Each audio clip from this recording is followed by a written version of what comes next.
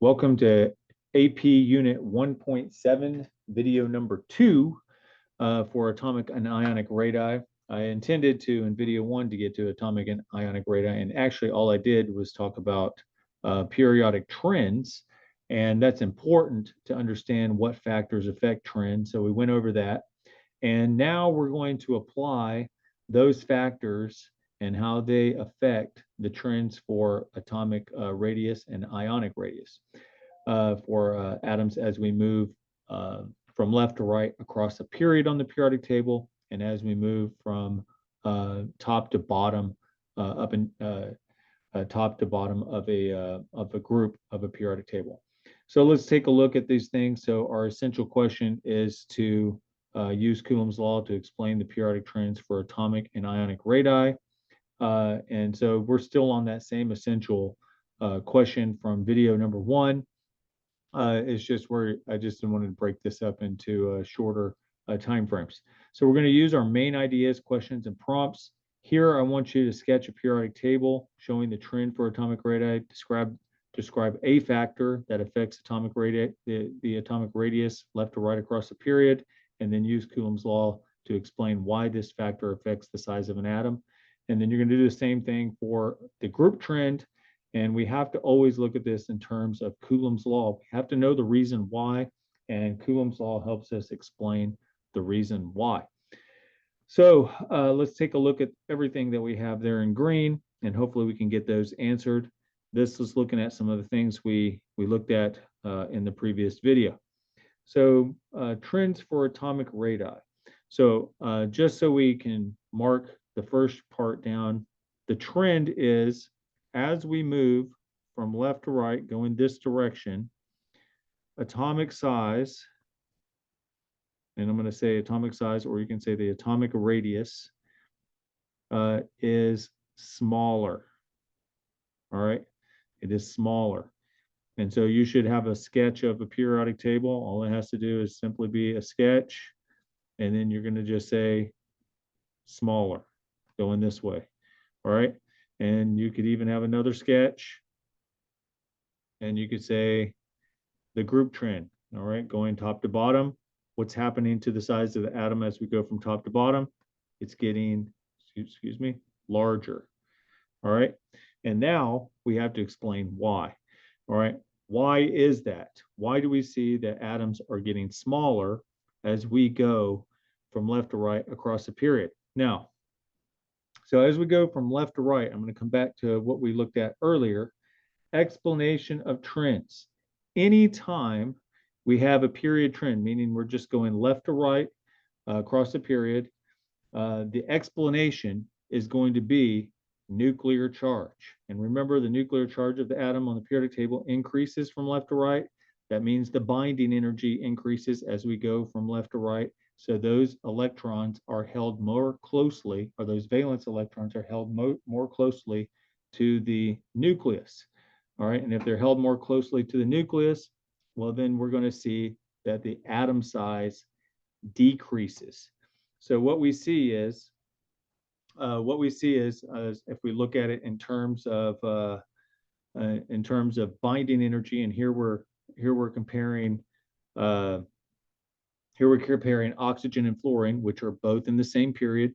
They're both in period 2, and we see that the valence electrons for fluorine, notice now, first of all, before we go too much further, notice that they both have 2 energy levels. All right, so all things being equal, they have 2 energy levels. It looks like that those valence electrons would be equal distance from the nucleus, and the size of those atoms would be the same. And in this picture, they may look like they are the same, and they may actually be the same. But that picture is a little bit off from reality. In reality, what we're going to see is because fluorine, these valence electrons in fluorine have a higher attraction due to having a higher nuclear charge, that they are going to be pulled in a little bit more towards the nucleus, therefore shrinking that size of that atom. These electrons here are being pulled in closer to the nucleus. Why? because there's more protons and more electrons. If we go back to Coulomb's law, we see that we have more protons, more electrons. What happens to the force of attraction?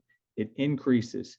Notice we see that in the binding energy too. Fluorine has a higher binding energy. The pink goes with fluorine, the blue goes with oxygen. And we see because that it has a higher attraction, those are going to be brought in just a little bit closer to the nucleus. So as we go left to right, we know that the nuclear charge increases. And because the nuclear charge increases, the binding energy increases, and also the attraction those valence electrons have for the nucleus. And that causes that atom to become smaller. So atoms on the left side of a period are going to be larger than atoms on the right side of a period. And so that's what you should sketch in your sketch there, and then you should be able to explain the reason why. All right. So then we look at group trends, and our group trends are a little bit different. And also you can even see, I do have a picture of atomic size here. You see these are getting smaller. Notice fluorine is smaller than oxygen. Why is that? They're in the same period, but fluorine has more protons and more electrons, and that's causing those valence electrons to be brought in a little bit closer. Therefore, it is a little bit smaller. And you can see that trend follows across the whole period. It goes from largest on the left to the smallest on the right. Okay, now we're going to go to group trends. We'll go to group trends. And when we're talking about group trends, it does not matter what periodic trend we're talking about. Here we're talking about atomic size or atomic radius. But independent of what trend we're talking about, the explanation is the same. So if we're talking about group trends, what is affecting our group trend? And the thing that is affecting our group trend here is the addition of energy levels. And we talked about this in our previous video.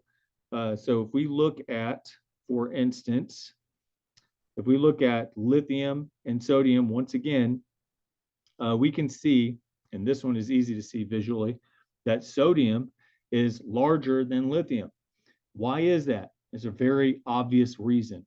It is because we see that there is more energy levels. There are more energy levels. And so if there's more energy levels, then what we're going to see is the valence electron is further from the nucleus. All right.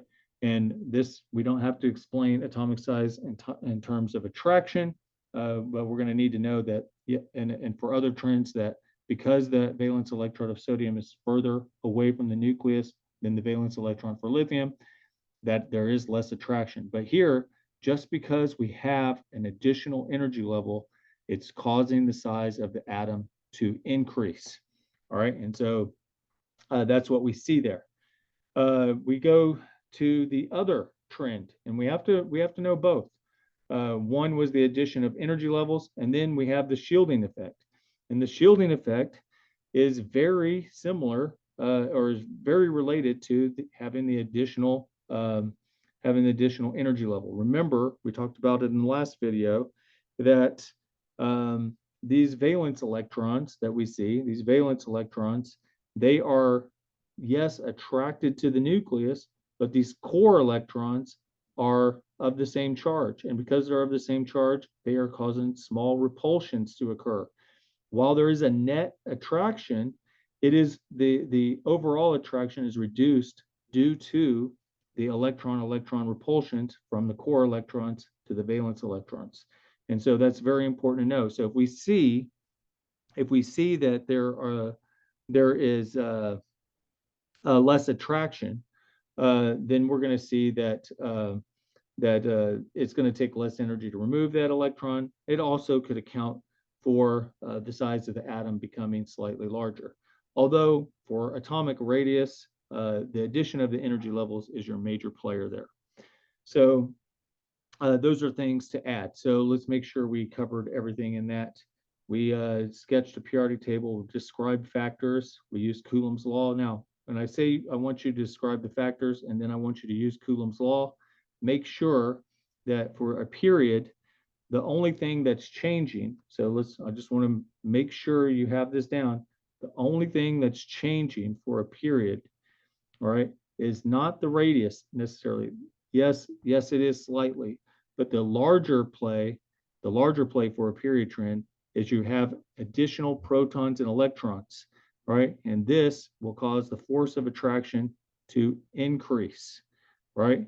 And if the force of attraction increases, then the radius of the atom decreases, right? It's bringing that force of attraction increases. They're more attracted to the nucleus. It brings those valence electrons in closer to the nucleus, shrinking the atom. Now, if we're looking at it from a group trend standpoint, we need to explain in terms of Coulomb's law. We're adding an additional energy level. And that additional energy level, just simply having that causes those electrons to be further from the nucleus. The atom gets larger. But then if we're going to look at it from an attraction standpoint, we see they're further from the nucleus. What does that do to the force of attraction? It decreases the force of attraction. All right, it decreases the force of attraction. It does the opposite of what you see in a period trend. And so if you have a decreased force of attraction, well, that atom's going to get larger naturally. But really the major player is you have an additional energy level. All right, but it's still important to understand Coulomb's law and how that affects everything, because we have to explain all of these trends in terms of Coulomb's law. All right, so I think we covered all of that. Now we're going to go to this blue part. It says compare the size of an atom with its cation. So this is important stuff. So here we have sodium, and then we have the sodium ion. And it may seem like, well, they are very, very similar. And they are. The only difference is that sodium ion has lost an electron to form a cation. So if we were going to draw a PES for sodium, and I'm going to use blue, that's why I have that highlighted in blue, or have blue color around it. Here would be sodium. Let's say this is our 1s.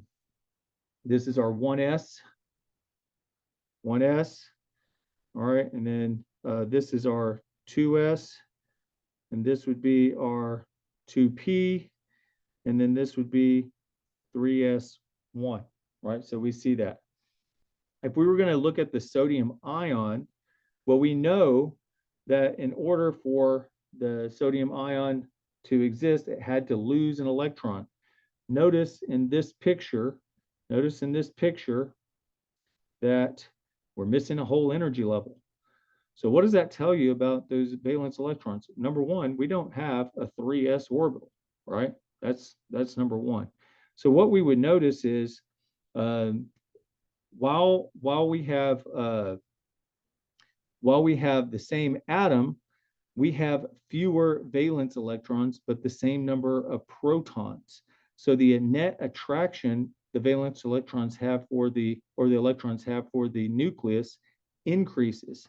So our binding energy is going to be significantly higher. So our 1s electrons are going to be higher. Our 2s electrons are going to be higher than so this would be our 1s here, and this would be our 2s, this would be 2p, and this would be 3s. This is the 1s, this would be the 2s. Now, if we were gonna predict where the 2p would be, the 2p would be really high. So we might have a peak. Well, I went too far there. Let me fix that. We have a 2p right here.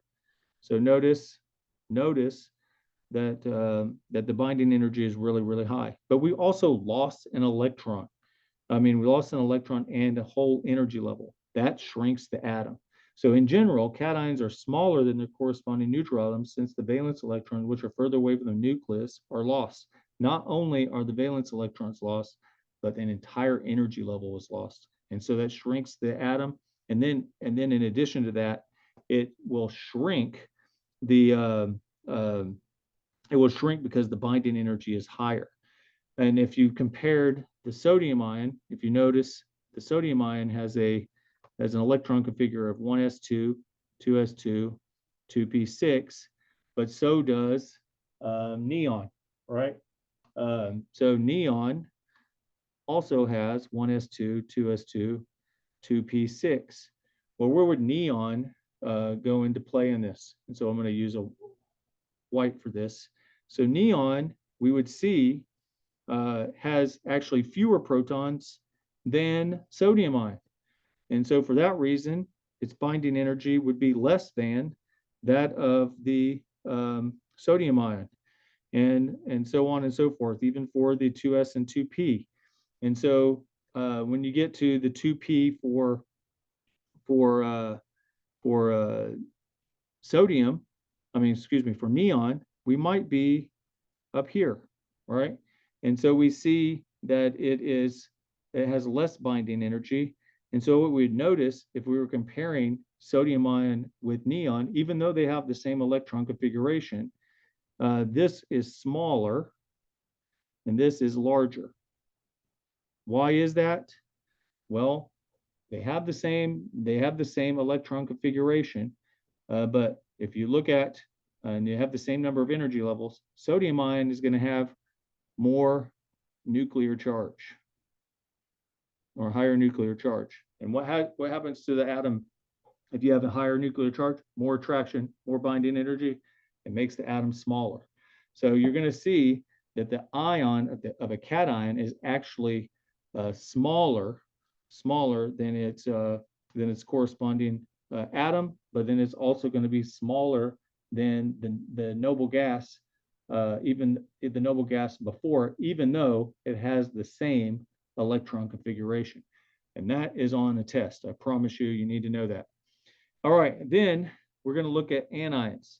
And anions, the only difference here is we're adding an electron. And so in general, anions are larger than their corresponding neutral atoms, since adding electrons increases the number of electron-electron repulsions interactions that take place. So if we were looking at chlorine, and I got that in blue. So here is chlorine. We have 1s2, then we have 2s2, 2p6, 3s2, and then we will have 3p5. All right, so 1s2, 2s2, 2p6, 3s2, 3p5. Now, we are going to say that the chloride ion, which I'm going to put in pink, is going to have less attraction. It's going to have a less attraction across every one of those electrons because there's more electron-electron repulsions. It's the same number of energy levels, but more electrons, and those electrons have to distribute their attraction to the nucleus with but then also compete for it. There's more electron-electron repulsions. And so what you see is your PES will show binding energy less than what you would see on the others. And so here would be your 2p6, 3s2, and then notice now this is not going to be 3p5, but 3p6. Why is that? Well, we added an additional electron, all right? So this is 3p6.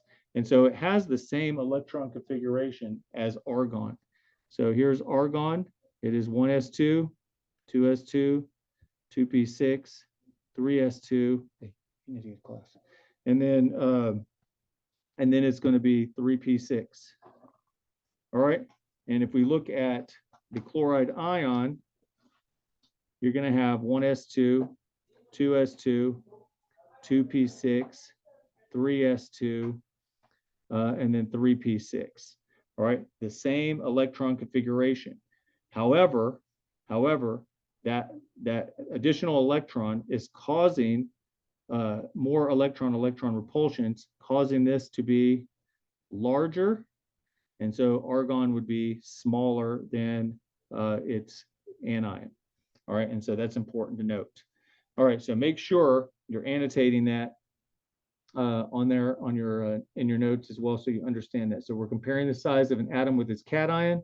We see that the atom is larger than its cation, and then if we compare the size of an atom with its anion, the atom is smaller than its anion. And we talked about that as we went along. So we've already kind of did a summary of the green. Again, we look at the blue. We explained why we see differences in the size of the atom versus the ion for both cations and anions. And then we also compared the size of the cation with its noble gas that has the same configuration for both the cation and the anion. Make sure you can pay attention to all of those things. They're entered in your notes, and you're going to be in a good way. Thank you for watching. Please like and subscribe.